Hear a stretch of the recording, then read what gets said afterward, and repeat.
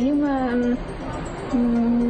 có thể lấy con tim của mình mà thay đổi sự mạng sống của con tôi thì tôi sẽ sẵn sàng. 4년 전 사랑의 리퀘스트에 방영된 영상입니다. 이날 방송은 심장병을 안고 태어난 갓난아이와 그 가족의 가슴 아픈 사연을 전했습니다. 베트남에서 건너온 이주 노동자 부부는 아이의 수술비를 구하지 못해 어려움을 겪고 있었습니다. 다행히 방송이 나가자 전국 각지에서 성금이 모였습니다.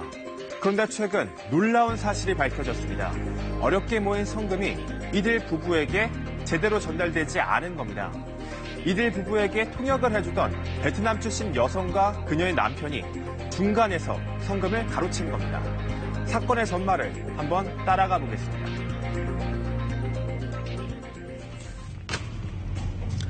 베트남인 우엔용 씨가 한국에서 살게 된 건 지난 2009년 한국인 남성과 국제 결혼을 하면서입니다. 하지만 첫 번째 결혼 생활은 남편의 가정폭력으로 1년 만에 끝이 났다고 합니다. 그 뒤 이주 노동자였던 지금의 남편을 만났고 하나뿐인 소중한 딸아이를 얻게 됐습니다. 하지만 우엔용 씨의 행복은 그리 길지 않았습니다. Lúc sinh ra thì bác sĩ bảo là cái tình trạng của em bé là rất là nguy hiểm, là cần phải mổ gấp không thì sẽ nguy hiểm đến tính mạng của em bé. 폐동맥 폐쇄증이라는 선천적 심장병을 갖고 태어난 딸아이. 아이는 태어난 지 일주일 만에 차디찬 수술대 위에 올라야 했습니다. 아이의 건강도 건강이지만 수술비 역시 이들 부부에게 큰 걱정거리였습니다. Lúc mà con tôi mổ đợt đầu thì lúc đó chưa có bảo hiểm nên là 부부 모두 외국인인 탓에 국내 의료보험 혜택도 받지 못하는 상황. 이들의 딱한 사정을 알게 된 병원은 한 어린이 재단에 도움을 요청했습니다. 다행히 재단의 도움을 받아 이들 가족의 안타까운 사연은 방송에 소개될 수 있었는데요. là một người mẹ thì nhìn thấy con tôi bị bệnh như thế này thì tôi cảm thấy rất là bất lực. 방송이 나가자 이들 부부 앞으로 2,700만 원이 넘는 성금이 모였습니다. 성금으로 우선 급한 당시 병원비 370만 원을 내고 남은 돈 2,300만 원은 부부에게 전달됐습니다. 가정이 조금 더 안정적으로 생활할 수 있게끔 월 정기적으로 후원금을 쪼개서 지원했었거든요.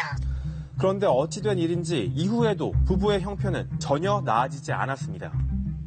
Trong cái thời gian qua là thật sự gia đình chị rất là khó khăn, vay ở ngân hàng rồi nhà ở bên đây bạn.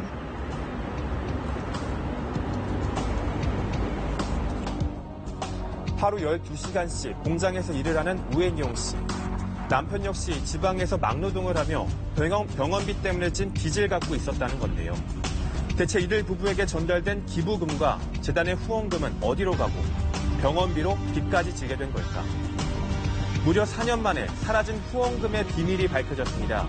부부에게 전달된 후원금을 중간에서 가로챈 누군가가 있었던 겁니다. 우리나라 말을 할 수가 없기 때문에 결국 이제 통역도 필요하고 평소 알고 있는 그 피해자들이 그런 상황을 악용을 했다 이렇게 보시면 됩니다. 딸아이가 입원했을 당시 한국어를 모르고 국내 사정에 어둡던 우엔용 씨 부부에게 한 부부가 도와주겠다며 먼저 다가왔습니다. 바로 베트남 출신 기화 여성 38살 홍모 씨와 남편 54살 남호 씨였습니다. 한국말에 능숙한 홍 씨는 의사소통에 어려움을 겪고 있던 이들 부부에게 통역을 해주기 시작했습니다. 09년도에 들어와가지고 10년도에 자기 가족을 초청을 의뢰를 이 피의자들한테 했어요. 그렇게 하면서 이제 인연이 됐는데 이들 홍 씨 부부는 우엔용 부부를 대신해 어린이재단 관계자는 물론 병원 관계자까지 만나 일을 처리하기 시작했습니다. 상담이나 이런 거 계속 같이 오셨었는데 심지어 어머니와 베트남에 있을 때 알고 지낸 사이고 그리고 언니처럼 지냈고 지금 이렇게 와서 도움을 주고 있다라고 이제 얘기를 하셔가지고 홍 씨 부부는 재단 관계자에겐 자신이 우엔용 부부의 친척이라고 속였습니다. 그런데 중간에서 통역을 하며 말을 절하던 홍 씨가 갑자기 이상한 말을 꺼냈습니다.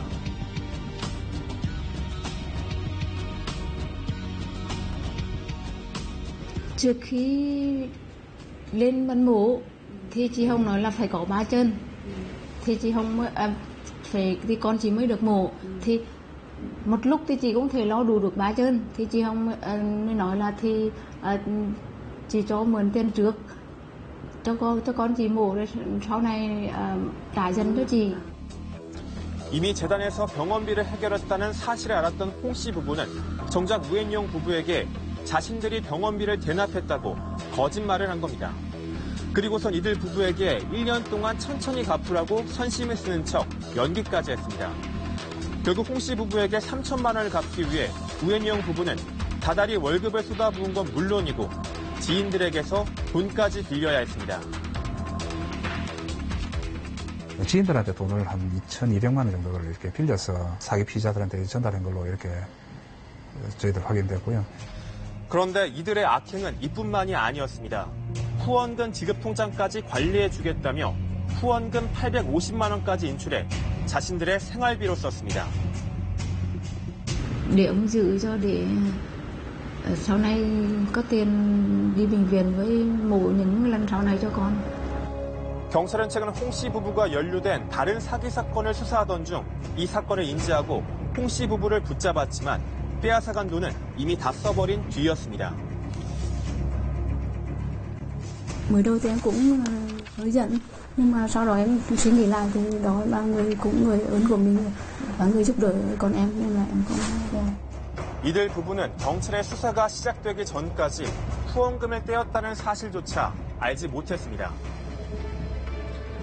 경찰 수사 결과 홍 씨 부부는 다른 동포 29명을 상대로도 국적 취득이나 비자 발급을 돕겠다고 속여 1억 8천만 원을 받아챙긴 것으로 드러났습니다. 경찰은 사기와 횡령 등의 혐의로 홍 씨를 구속하고 홍 씨의 남편을 불구속 입건했습니다.